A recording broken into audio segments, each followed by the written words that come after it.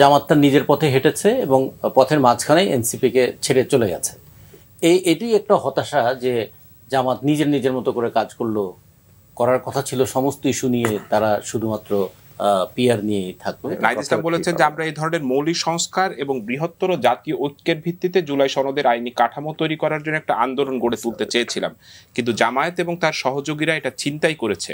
তারা এটা পিআর ইস্যুর মধ্যে সীমাবদ্ধ করে ফেলেছে এবং এটাকে তাদের ক্ষুদ্র দলীয় স্বার্থ উদ্ধারের জন্য দর কষাকষির একটা হাতিয়ার হিসেবে ব্যবহার করেছে।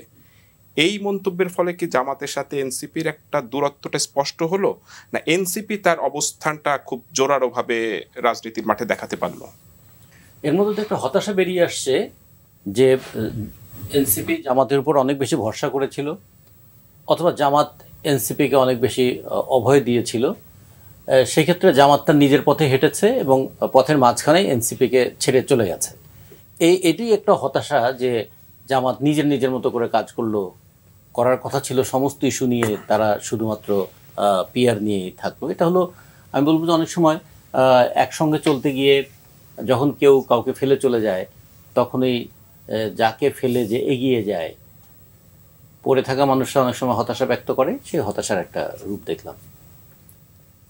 ফলে রাজনীতিতে এরকম হয়, জোটবদ্ধ আন্দোলনেও এরকম হয়, জোট ভাঙে, জোট গড়ে, যে উদ্দেশ্যে জোট গঠিত হয় সে উদ্দেশ্য বাস্তবায়নের আগে কেউ আবার হয় প্রলোভনের হাতছানিতে, অথবা ভয়ে, অথবা নিজেদের মধ্যে বিরক্তির কারণে এই বিচ্ছেদগুলো ঘটে। এরকম জোটবদ্ধ আন্দোলন অনেক কিছু হয়। ফলে এটাকে আমরা মনে করি এটা রাজনৈতিক আন্দোলনের একটা বিষয়। 2 দিন পরে আবার তাদের কাছাকাছিও আসতে পারে, অথবা এটা চিরস্থায়ী দূরত্বের মধ্যেও চলে যেতে পারে। এটা গতির মধ্যে আমাদের এটা দেখতে হবে। কিন্তু প্রশ্ন যেটা এই জায়গায় আসছে যে সংস্কারের যে কথাগুলো এসেছিল, সেই সংস্কারের লক্ষ্য থেকেই তো ঐক্যমত্য কমিশন। সংস্কারের প্রশ্নে প্রত্যেকটা রাজনৈতিক দল তাদের নিজস্ব কিছু ভাবনা আছে, সেই ভাবনাটাকে কিভাবে বাস্তবায়ন করবে তাদের কিছু কর্মকৌশলও আছে। সেটা নিয়ে দফায় দফায় আলোচনা হয়েছে, আলোচনা হয়ে শেষ পর্যন্ত 84টা পয়েন্টে তারা ঠিক করেছিলেন। এর মধ্যে প্রায় 19টা ছিল সংবিধান সংক্রান্ত, তারপর আরও অন্যান্য বিষয়গুলো ছিল, এগুলো আমরা সব জানি।